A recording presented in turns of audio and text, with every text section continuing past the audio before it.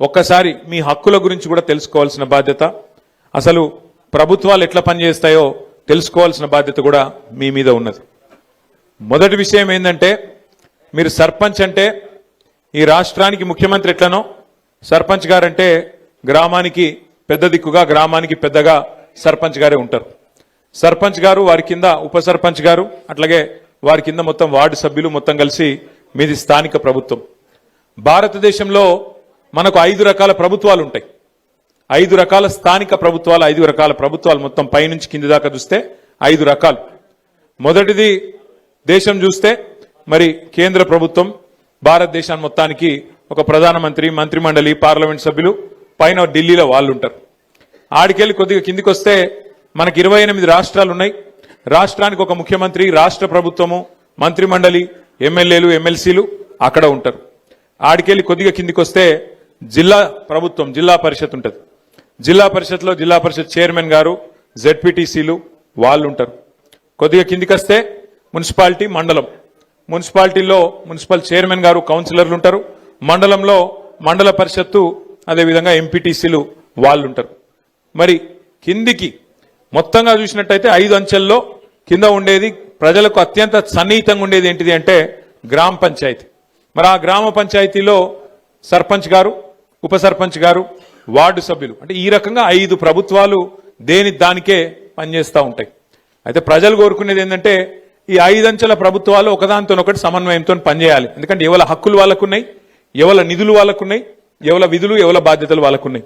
ఇంతకుముందు ఒక తమ్ముడు వెనకకెళ్ళి వచ్చి చెప్తున్నాడు, అన్నా ఎమ్మెల్యేలు బెదిరిస్తాన్రు, మరి మేము మా దగ్గరికి రావాలను, పైసలు మేమే ఇవ్వాలి అని మాట్లాడుతున్నాను. ఎమ్మెల్యేల చేతులు ఏమి ఉండదు, మీకు ఇచ్చేది కానీ పోయేది కానీ. ఎమ్మెల్యే నిధులు ఆయనకు ఉంటాయి. కానీ గ్రామ పంచాయతీకి సంబంధించి డైరెక్ట్గా ఫైనాన్స్ కమిషన్ ద్వారా మీకు డబ్బులు, అంటే రాష్ట్ర ప్రభుత్వానికి మొత్తం స్థానిక సంస్థలకు మనం కేంద్రానికి కట్టే పనులకు వెళ్ళే వాళ్ళు మనకు ఉల్టా ఫైనాన్స్ కమిషన్ ద్వారా పైసలు ఇస్తారు. ఆ ఫైనాన్స్ కమిషన్ ద్వారా వచ్చే పైసలల్లా 70% పైసలు డైరెక్ట్గా గ్రామ పంచాయతీకి వస్తాయి, 20% పైసలు మండల పరిషత్కు వస్తాయి, 10% జిల్లా పరిషత్కు వస్తాయి. మొత్తం రూపాయి వస్తే 70 పైసలు మీకు రావాలి, 20 పైసలు మండల పరిషత్ కోవాలి, అట్లాగే 10 పైసలు జిల్లా పరిషత్ కోవాలి. అందరు కలిసి సమన్వయంతో, జెడ్పీటీసీ, ఎంపీటీసీ అందరు కలిసి సమన్వయంతో పనిచేయాల్సి ఉంటుంది. చాలా మంది మిత్రులు, నేను ఎందుకంటే పంచాయతీరాజ్ మంత్రిగా పనిచేసిన కాబట్టి నాకు ఈ విషయం కొంత లోతుగా తెలుసు. చాలా మంది మిత్రులు కన్ఫ్యూజ్ అవుతూ ఉంటారు. ముఖ్యంగా ఎంపీటీసీలు, జెడ్పీటీసీలు ఏమంటారు అంటే, అరే నేను సర్పంచ్ ఏమో ఒక ఊళ్ళో గెలిచిండు, ఎంపీటీసీ నేను 4 ఊళ్ళ పొత్తులో గెలిచిన, మరి నేను పెద్దోని కదా, నాకు పెద్దపీట వేయాలి కదా అంటారు.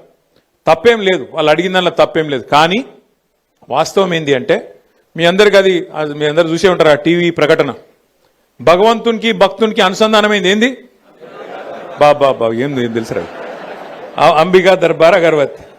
ఆయన అంబిక, ఆయన సంతోషపడతారు ఎక్కడ. అసలు ఈ ఎంపీటీసీ పదవి, జెడ్పీటీసీ పదవి ఏంది అంటే, 5 అంచెల ప్రభుత్వాలలో ఇప్పుడు గ్రామ పంచాయతీల సర్పంచ్ గారు ఉంటారు, వార్డు మెంబర్లు ఉంటారు. మీరు మొన్ననే గెలిచి వచ్చిండ్రు. మరి మీకు మండలం నుంచి నిధులు తీసుకురావాలి కదా. అంటే ఉదాహరణకి ఏంది, ఇప్పుడు గ్రామంలో ఏమున్నది, ఏం లేదు, గ్రామంలో ఇగో ఫలానా పని ఉన్నది, ఫలానా పని చేయాలి. మరి సర్పంచ్ గారు దేనికి పైసలు పెట్టాలి. అట్లాగే మరి ఎంపీటీసీ గారు ఏం చేయాలి, ఎంపీటీసీ గారు గ్రామానికి మండలానికి మధ్యన అనుసంధానకర్త, అంబికా దర్బార్ అగర్వత్ అన్నట్టు. అర్థమైందా? అంటే గ్రామానికి మండలానికి, ఇప్పుడు నేను చెప్పినట్టు 70 పైసలు గ్రామానికి వస్తాయి ఫైనాన్స్ కమిషన్ పైసలు, 20 పైసలు మండలానికి పోతాయి, 10 పైసలు జిల్లా పరిషత్కు పోతాయి.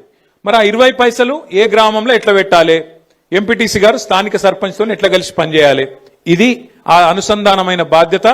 ఎంపీటీసీ గారు గ్రామానికి మండలానికి అనుసంధానంగా ఎంపీటీసీ గారు ఉండాలి. మరి జెడ్పీటీసీ గారు ఏం చేయాలి, ఆల్రెడీ మండల పరిషత్ అధ్యక్షుడు ఉంటాడు, మండలానికి ఒక ఎంపీపీ ఉంటారు, ఎంపీటీసీలు ఉంటారు. మరి జెడ్పీటీసీ ఏం చేయాలి, జెడ్పీటీసీ ఏం చేయాలంటే మండలానికి జిల్లా పరిషత్కు అనుసంధానం జెడ్పీటీసీ గారు.